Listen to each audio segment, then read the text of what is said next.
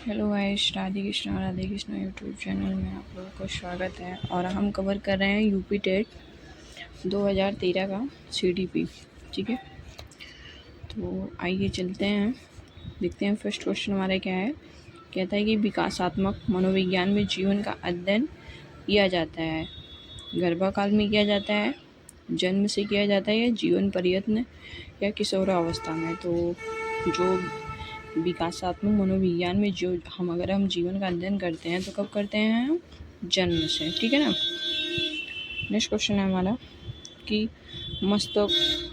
मस्तकाधोमुखी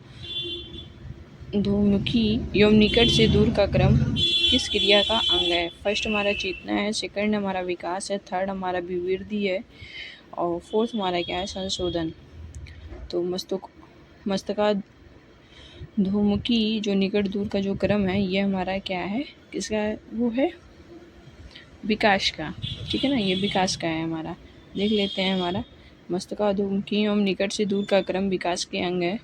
मस्तकाधोमुखी के अनुसार विकास की क्रिया सिर से आरंभ होकर पैरों की ओर जाती है, अर्थात विकास जो होता है हमारा ऊपर से नीचे की ओर चलता है।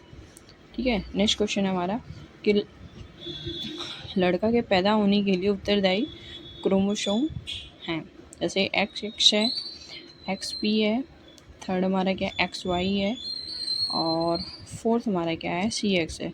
तो हम जानते हैं कि क्रोमोसोम हमारे जैसे कि XX होते हैं, एक XY होते हैं। तो जो हमारा XY होता है वो हमारे क्या करता है? बॉयज़ को प्रेजेंट करता है। ठीक है ना। और जो XX होता है वो हमारे क्या करता है? गर्ल्स को प्रेजेंट करता है। यानी कि तो यहाँ पे पूछा गया है बॉयज़ को, यानी कि लड़का के पैदा होने के लिए कौन सा क्रोमोसोम है? तो ये है हमारा XY। ठीक है ना। चलते हैं नेक्स्ट क्वेश्चन पे हम। और हम जानते हैं कि मानव में कितने होते हैं? 23 जोड़े गुणसूत्र होते हैं पेयर में। ठीक है ना, पेयरिंग में होते हैं। नेक्स्ट क्वेश्चन हमारा, ये देख लीजिए, पिता का XY, माता का X से X गया तो X हुआ, फिर यहाँ से X आया तो क्या हो गया? डबल X हो गया, यानी कि लड़की हो जाएगी। और Y आया और यहाँ से X आया तो XY मिला के हमारे क्या हो जाएगा? लड़का हो जाएगा। ठीक है ना। चलते हैं नेक्स्ट क्वेश्चन में। हमारा क्या कहता है कि प्राकृतिक पर्यावरण में सम्मिलित होता है हमारा। फर्स्ट हमारे क्या? वंशानुक्रम, सेकंड हमारा जैव अजैव, थर्ड हमारा परिवार है, फोर्थ हमारा पशु है। यानी कि पर्यावरण का तात्पर्य ऊपरी आवरण से है। यानी कि पर्यावरण क्या हमारा? चारों ओर का जो आवरण है वही हमारे क्या है? पर्यावरण है। ठीक है ना। तो प्राकृतिक पर्यावरण में सम्मिलित होते हैं कौन कौन से? तो जैव अजैव सब कुछ होता है। ठीक है ना, दोनों सम्मिलित होते हैं। नेक्स्ट क्वेश्चन हमारा है कि निम्न में से कौन सा सीखने के नियम में सम्मिलित नहीं है? जैसे अभ्यास है, तत्परता है, प्रभाव है, खेल। तो हम जानते हैं सीखने का हमारा जो नियम है उसमें अभ्यास भी है। अगर हम अभ्यास करेंगे तो हम तभी सीखेंगे। तत्परता है, अगर कोई चीज़ हम तुरंत करते हैं तो सीख जाते हैं, अगर उसको हम लेट करते हैं तो नहीं कर सकते हैं ना। और प्रभाव का भी नियम है, लेकिन खेल का नियम नहीं है, क्योंकि खेल का जो नियम है ये सीखने के नियम में सम्मिलित नहीं है। ठीक है ना। तो ये जो सीखने का नियम है ये हमारे थॉर्नडाइक ने दिया था। कौन कौन से नियम दिए थे? तो इन्होंने दिया था एक अभ्यास का नियम, सेकंड प्रभाव का नियम, और थर्ड हमारा क्या था? तत्परता का नियम। ठीक है ना। नेक्स्ट क्वेश्चन है हमारा कि शैशवावस्था में मानव विकास की जो प्रमुख अवस्था है कौन सी है? फर्स्ट हमारी क्या? प्रथम है, सेकंड हमारी क्या? द्वितीय है, थर्ड हमारी क्या? तृतीय है, या फोर्थ हमारी क्या है? चतुर्थ है। शैशवावस्था में मानव विकास की जो प्रमुख अवस्था होती है वो हमें लगता है कौन सी है? प्रथम है। ठीक है ना, क्योंकि मानव का जो विकास होता है प्रथम अवस्था कौन सी होती है? शैशवावस्था होती है। दूसरी कौन सी है? तो वो हमारी बाल्यावस्था है। और तीसरी स्टेज क्या है हमारी? तो वो हमारी किशोरावस्था है। और फोर्थ स्टेज हमारी क्या है? जिसको हम वृद्धावस्था या प्रौढ़ावस्था बोलते हैं। ठीक है। नेक्स्ट क्वेश्चन है हमारा कि बालक की व्यक्ति की नींव किस अवस्था में पड़ती है? यानी कि शैशवावस्था में, गर्भकालीन अवस्था में, या बचपना अवस्था में, या इनमें से कोई नहीं। तो हम जानते हैं कि बालक की व्यक्तित्व उसको किस तरह से निखारना है, तो ये जो चीज़ होती है वो हमारी किस में होती है? तो ये होता है हमारा बचपना अवस्था में। ठीक है ना।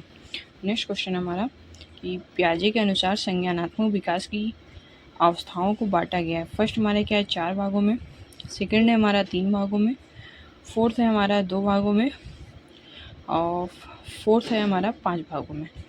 तो हम जानते हैं कि पियाजे के अनुसार संज्ञानात्मक विकास की कितनी अवस्थाओं में बांटा गया? 4 अवस्थाओं में बांटा गया, ठीक है ना। कितनी अवस्थाएं हैं हमारी? तो 4। तो ऑप्शन कौन सा सही हो जाएगा हमारा? ए, ठीक है ना। कौन कौन सी हैं? जैसे हम बोलते हैं संवेदनशील वृद्धि विकास की अवस्था, जो कि हमारी क्या है? 0 से 2 वर्ष है। पूर्व संकाय अवस्था 2 से 7 वर्ष है। मूर्त संकाय अवस्था वो हमारी क्या है? 7 से 11 वर्ष है। और जो हमारा औपचारिक संकाय अवस्था होता है ये हमारे क्या होता है? 11 से 15 वर्ष होता है, ठीक है ना। चलते हैं नेक्स्ट क्वेश्चन में। हमारा क्या है? नेक्स्ट क्वेश्चन है हमारा, अनुकरण की प्रक्रिया में सर्वप्रथम शिशु अनुकरण करता है। जब बच्चा क्या करता है? अनुकरण मतलब क्या होता है? देख कर करना, कोई चीज़ की नकल करना, ठीक है ना। अनुकरण कहता है कि अनुकरण करने की प्रक्रिया में सर्वप्रथम शिशु अनुकरण करता है किसका? व्यंजन वर्णों का, स्वर वर्णों का, या स्वर एवं व्यंजन वर्णों का, या शब्दों का। तो जो शिशु होता है उसको क्या होता है? हमारा व्यंजन क्या है, वर्ड क्या है, ये इस सब की जानकारी नहीं होता है। उसको क्या होता है? शब्दों की जानकारी होती है। जो हम बोलते हैं वो उसी को कैप्चर करता है, और जो ऐसा हम बोल लेते हैं उसी शब्द को क्या करता है? वो दोहराता है, यानी कि नकल करता है, ठीक है ना।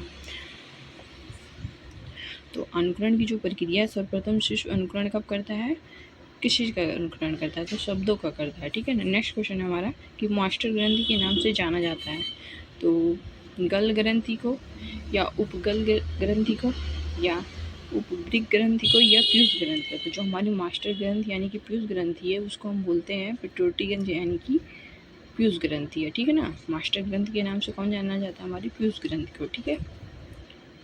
और जो कि ये हमारी क्या है? अंतःस्रावी ग्रंथि है, ठीक है ना। और नेक्स्ट क्वेश्चन है हमारा कि बालक की प्रथम पाठशाला। अगर हम पूछें कि बालक की प्रथम पाठशाला क्या है? फर्स्ट हमारा परिवार है, सेकंड हमारा समाज है, थर्ड हमारा गांव है, और फोर्थ हमारा विद्यालय। तो हम जानते हैं कि बालक की जो प्रथम पाठशाला होती है वो उसका परिवार होता है, ठीक है ना। तो फर्स्ट क्वेश्चन ए मतलब फर्स्ट ऑप्शन हमारा क्या हो जाएगा? सही हो जाएगा, ठीक है ना। चलते हैं नेक्स्ट क्वेश्चन हमारा क्या है कि बालक का सामाजिक विकास प्रभावित होता है। तो फर्स्ट हमारा कहता है सामाजिक आर्थिक स्तर से, सेकंड है हमारा विद्यालय से, थर्ड है हमारा परिवार से, और फोर्थ है हमारा इनमें से कोई नहीं। तो बालक का जो सामाजिक विकास किससे प्रभावित होता है? बताइए। क्या हुआ? सामाजिक और आर्थिक स्तर से। सामाजिक से तो हो सकता है, लेकिन आर्थिक, परिवार से, विद्यालय से, या इनमें से सभी से। तो हम जानते हैं कि बालक का जो सामाजिक विकास होता है वो सामाजिक व आर्थिक स्तर पे भी होता है, विद्यालय से भी उसका विकास होता है, और परिवार से भी उसका विकास। इसलिए इसका हमारा जो फोर्थ नंबर ऑप्शन है ये क्या हो जाएगा? सही हो जाएगा, ठीक है ना। देखते हैं हमारा नेक्स्ट क्वेश्चन क्या है। सृजनात्मकता की पहचान होती है पुराने व्यवहार से, चित्रकला से, संगीत से, या नवीन से। किससे होती है? सृजनात्मकता का मतलब क्या है कि कोई चीज़ हम जो सीखे हुए हैं, सृजन किए हुए हैं, उसकी पहचान हम कैसे करते हैं? जब हम क्या करते हैं?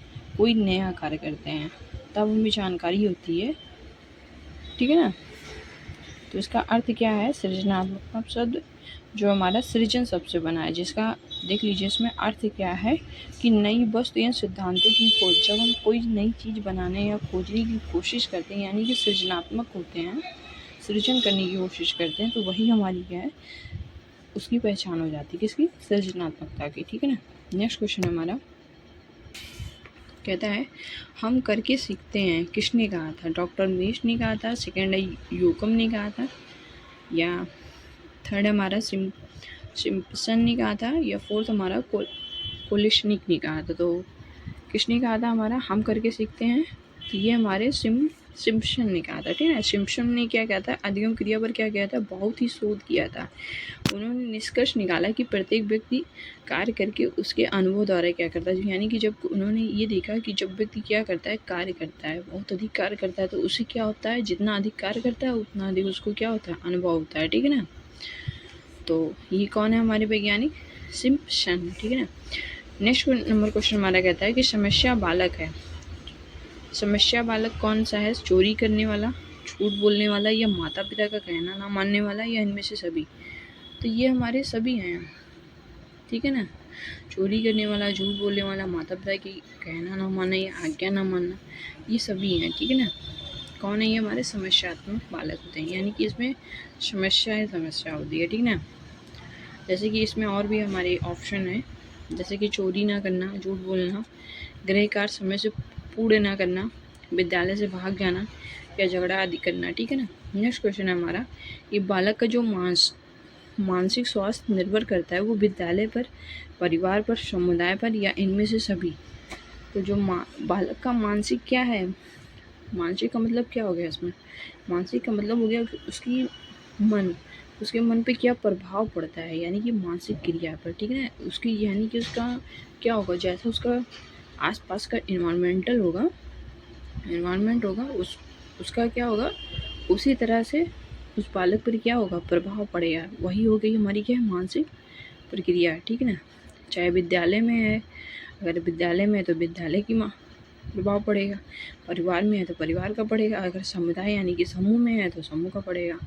जैसा वहाँ का इन्वायरमेंट रहेगा उसी तरीके से वो बच्चे पे क्या होगा, प्रभाव पड़ेगा, यानी कि सभी हो गया, ठीक है ना। नेक्स्ट क्वेश्चन है हमारा कि हस्तशिल्प की शिक्षा दी जानी चाहिए। हस्तशिल्प क्या है हमारा, जो हाथों से दी जाती है, यानी कि हस्तशिल्प की शिक्षा दी जानी चाहिए सामान्य बालकों को, पिछड़े बालकों को, मंद बुद्धि वालों को या प्रखर बुद्धि वालों को। तो बताइए किसको दी जानी चाहिए।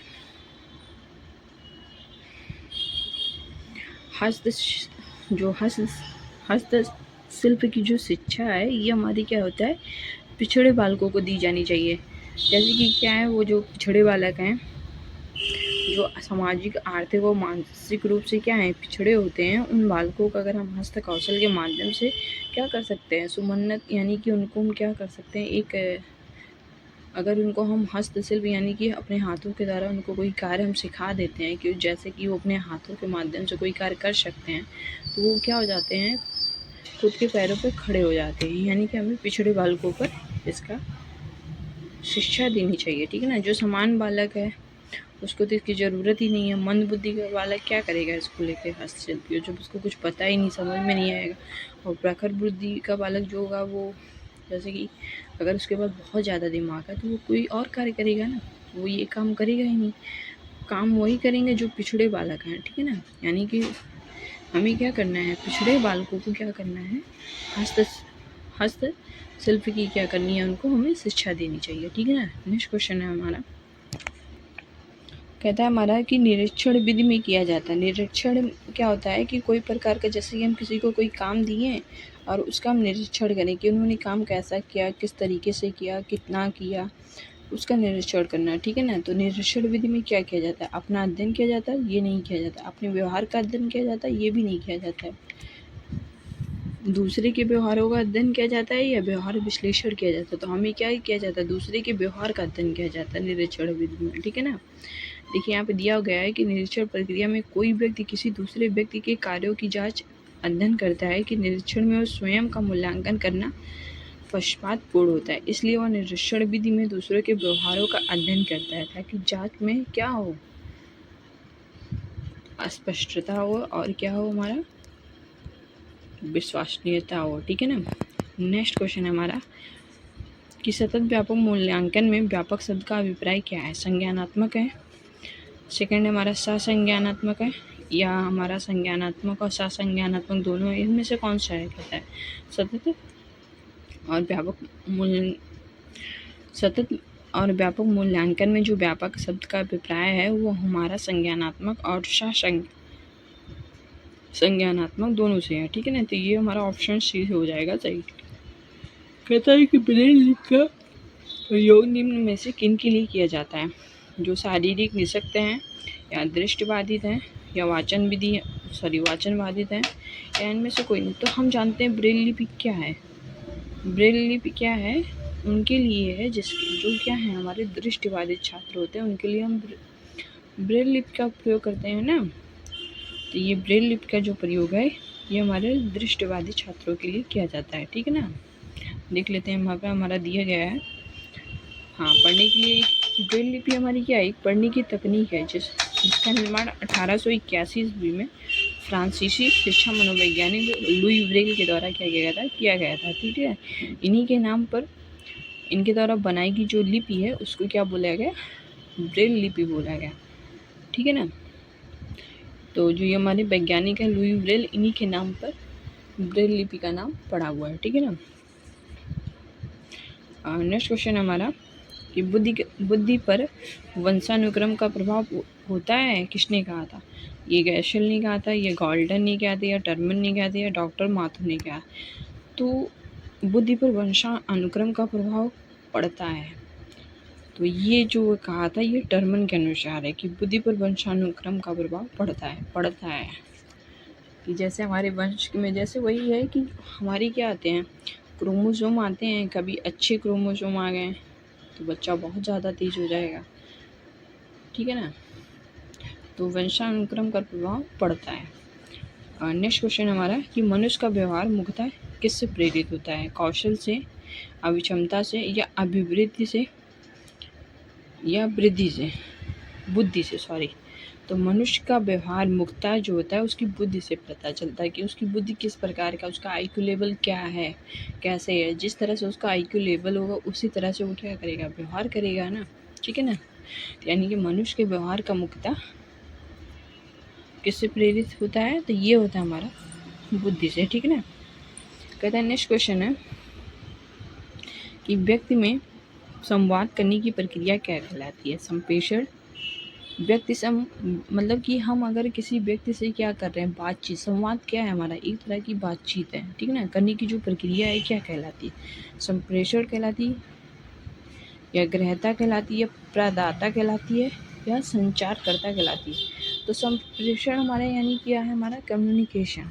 तो वो क्या है हमारा, जब हम एक दूसरे किसी, जैसे कि हम क्या है कहीं भाषण दे रहे हैं, या कहीं कोई बात कर रहे हैं, या कुछ भी हम कर रहे हैं, जैसे कि क्या कर रहे हैं हम मौखिक रूप से बोल रहे हैं, तो वो हमारी क्या है, तो वो हमारी कम्युनिकेशन क्या है, हमारी संप्रेषण कहलाएगी। ठीक है ना। तो यानी कि व्यक्ति से संवाद करने की जो प्रक्रिया होती है वो हमारी क्या होती है, संप्रेषण कहलाती है, यानी कि कम्युनिकेशन कहलाती है। ठीक है। आई होप आप लोगों को समझ में आ रहा होगा। अगर हम स्पीड आप लोगों को स्लो लगती है तो आप इसको 2x की स्पीड पे कर लेंगे तो आप लोग को थोड़ा तेज चलेगा। ठीक है ना। नेक्स्ट क्वेश्चन है हमारा कि शिक्षा मनोविज्ञान का अध्ययन अध्यापक को इसलिए करना चाहिए क्योंकि इसमें क्या होता है, शिक्षक को आत्मसंतुष्टि मिल सके, या इनमें से वह दूसरों को प्रभावित कर सके, या इससे वह अपनी परीक्षाओं में प्रथम आ सके, या उसकी सहायता में अपने शिक्षण को अधिक प्रभावशाली बना सके। तो शिक्षा मनोविज्ञान का जो अध्ययन है वो क्या है, इसकी सहायता से वो अपने शिक्षण को अधिक प्रभावशाली बना सकता है। ठीक है ना। तो नेक्स्ट क्वेश्चन है हमारा, कहता है कि एक बालक की वास्तविक आयु 12 वर्ष तथा मानसिक आयु 15 वर्ष है, तो उसकी बुद्धिलब्धि ज्ञात कर। तो बुद्धिलब्धि का सूत्र क्या है हमारा, मानसिक आयु बटे वास्तविक आयु इंटू 100। तो हमारी मानसिक आयु क्या है, 15 बटे 12 इंटू 100 कर दीजिए। 12 से 15 को भाग करेंगे, या तो 12 से हम 100 को मल्टीप्लाई कर दीजिए, कितना जाएगा, 12 पंचे 60, 12 छः 72, 12 से 84, 12 अट्ठे 96। चलो इसको यहाँ पे करते हैं तो आएगा कितना हमारा, तो ये इसका आंसर आ जाएगा 125। ठीक है ना। नेक्स्ट क्वेश्चन हमारा कि पाठ्यक्रम होना चाहिए तो छात्र केंद्रित होना चाहिए, या विद्यालय केंद्रित होना चाहिए, या शिक्षक केंद्रित होना चाहिए, इनमें से कोई नहीं। तो हम जानते हैं जो हमारा पाठ्यक्रम होता है वो हमारा हमेशा, जब भी कोई पाठ्यक्रम होगा वो क्या होगा, हमारा छात्र केंद्रित होगा। ठीक है ना। हमें क्या करना है, बालक पे ध्यान देना है, हर तरह से हमको क्या करना है, केवल छात्र को ही देखना है, यानी कि वो हमेशा क्या होगा, छात्र केंद्रित होगा। ठीक है ना। नेक्स्ट क्वेश्चन हमारा कि प्राथमिक शिक्षा में मदद करता है बच्चे की समाजीकरण, सेकंड है बच्चे का लोकतांत्रिकरण, थर्ड है हमारा पाठ्यक्रम की समझ, या इनमें से सभी। तो क्या हो जाएगा, जो प्राथमिक शिक्षा में मदद करता है वो क्या करता है, बच्चे का लोकतांत्रिकरण करता है। ठीक है ना। नेक्स्ट क्वेश्चन हमारा कि छात्रों को प्रेरित करने की सही विधि क्या है, दंड है, फटकारना है, प्रशंसा है, या मारना पीटना। तो अगर हम छात्रों को प्रेरित करना है तो उनकी हम क्या करेंगे, प्रशंसा करेंगे। ठीक है ना। या पुरस्कार प्रदान करना, तो उससे वो क्या होता है, उस कार्य को करने के लिए क्या हो जाते हैं, प्रेरित हो जाते हैं। हमें लालच नहीं देना है, हमें जैसे कि वो कोई कार्य किए हैं अच्छा है तो हमें उनको कुछ पुरस्कार दे सकते हैं, या उनको हम प्रोत्साहित कर सकते हैं, या उनको हम ऐसा कुछ बोल के प्रेरित कर सकते हैं। तो ये सब चीज़ें हमारी क्या है, छात्रों को प्रेरित करने का सही विधि है, ठीक है ना। नेक्स्ट क्वेश्चन हमारा क्या है, शिक्षा के प्रति सहानुभूति एवं प्यार दुलार में किस संवेग की उत्पत्ति होती है, क्रोध की, भय की, अनुराग की, या आक्रामकता की। तो शिशु के प्रति सहानुभूति, प्यार दुलार, ये सब हमारे क्या है, एक अनुराग की उत्पत्ति होती है, ठीक ना। नेक्स्ट क्वेश्चन हमारा है कि समान बुद्धि बालक प्रायः किस अवस्था में बोलना सीख जाते हैं, 11 माह में, 16 माह में, या 34 माह में, या 51 माह में। 34 माह हमारा क्या हो जाएगा, 12 बारते हैं 24 बारते हैं 36, यानी कि 2 साल 10 महीने में बच्चा क्या होता है, बोलना सीख जाता है, ठीक है ना। तो आई होप आप लोगों को वीडियो अच्छा लगा होगा, अगर अच्छा लगा होगा तो please like share and subscribe कीजिएगा और प्लीज़ सपोर्ट कीजिएगा, ठीक है। मिलते हैं नेक्स्ट वीडियो में, तब तक के लिए जय हिंद।